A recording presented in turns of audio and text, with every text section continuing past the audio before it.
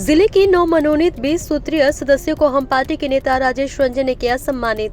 जिले में 9 मनोनीत जिला कार्यान्वयन समिति सदस्य एवं जिले के सभी प्रखंडों के 20 सूत्रीय अध्यक्ष सहित सभी सदस्यों को एक निजी रेस्ट हाउस में सम्मानित किया गया। सम्मान कार्यक्रम में मुख्य अतिथि बिहार सरकार के मंत्री संतोष कुमार सुमन, पूर्व सांसद माननीय चंदेश्वर प्रसाद चंद्रवंशी, हम पार्टी के प्रदेश अध्यक्ष सह टेकारी विधायक अनिल कुमार शर्मा ने सभी सदस्यों को अंगवस्त्र देकर सम्मानित किया। वहीं माननीय मंत्री ने उपस्थित 20 सूत्रीय सदस्यों को अपने संबोधन में कहा कि आप सभी अपने अपने प्रखंडों में चल रहा विकास कार्यों पर ध्यान देने का कार्य करेंगे एवं 20 सूत्रीय की बैठक समय समय पर कर कार्य को अवलोकन करने का प्रयास करेंगे।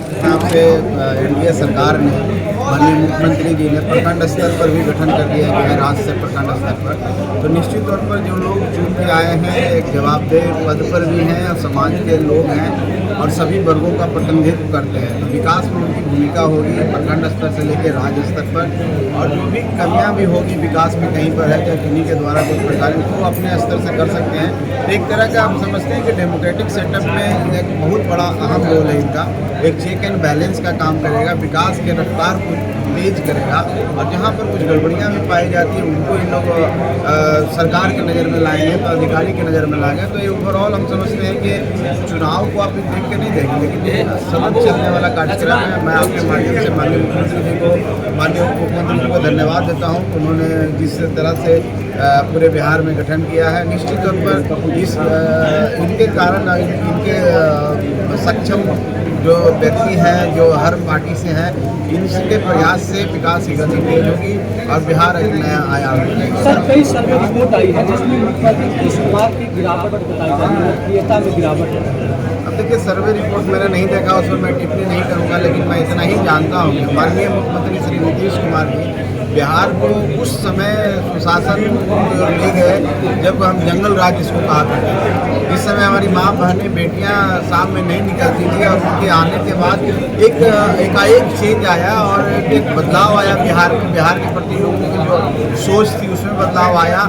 इंफ्रास्ट्रक्चर आप देख रहे हैं, रोड देख रहे हैं, पुल देख रहे हैं, इतना काम हुआ नहीं है। तो हम समझते हैं जो मुख्यमंत्री बिहार को जंगल राज से निकाल कर लाए हैं और जो आज तक काम कर रहे हैं, दिन रात मेहनत कर रहे हैं, आज भी कहीं पर कोई गड़बड़ी नजर नहीं आ रही है।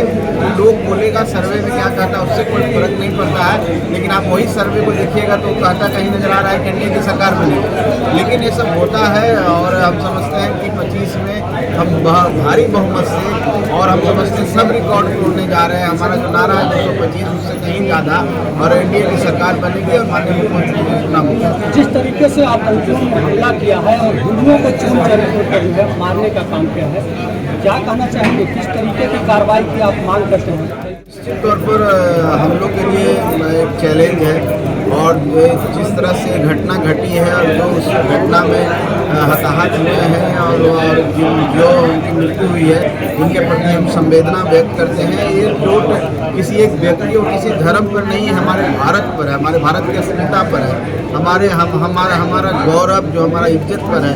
हम समझते हैं कि हमारा देश, हमारे प्रधानमंत्री, हमारी सेना सब सक्षम है उसका बदला लेने के लिए और उस कार्रवाई करने के लिए। आप देख रहे होंगे कि जिस दिन से घटना घटी है पूरे क्षेत्र में सैन्य गतिविधियां तेज कर दी गई है। जो घुसपैठिए हैं जिनको हम आतंकी कहते हैं वो मारे जा रहे हैं और हर तरह की सरकार पहल कर रही है, चाहे वो सिंधु जल समझौता की बात हो, चाहे वीज़ा कैंसिलेशन की बात हो, चाहे एयर स्ट्राइक की बात हो, चाहे एयर स्पेस ख़त्म करने की बात हो। सरकार कूटनीतिक स्तर पर, सरकार सैन्य स्तर पर, सरकार हर जगह काम कर रही है। और इस बार जो लोग इसके पीछे हैं उनको इस तरह सबक सिखाया जाएगा कि किस तरह का प्रशासन कभी नहीं। सिंधु समझौता पर पाकिस्तान का प्रतिक्रिया आया है कि सिंधु समझौता रद्द किया गया, मतलब कि आप युद्ध के लिए चुनौती दी है। अब पाकिस्तान को किसने रोका है? अगर दम है, अगर आपके अंदर क्षमता है तो आप ये भी करके देखिए। युद्ध करना चाहते हैं, हमने तो रद्द कर दिया।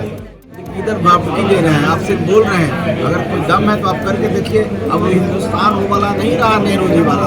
अब भारत नरेंद्र मोदी का भारत है जो जवाब देना जानता है। अगर गलती करेंगे अगर सोचेंगे भी तो उनका जो पाकिस्तान जो नज़र आ रहा है एक टुकड़ा और नज़र आएगा, अब फिर एक नया देश बनेगा। तो हम समझते हैं कि कुछ करना नहीं है और डरे हुए हैं। अगर वो पानी उनके यहाँ नहीं जाएगा तो ऐसी उनको परेशानी हो जाएगी।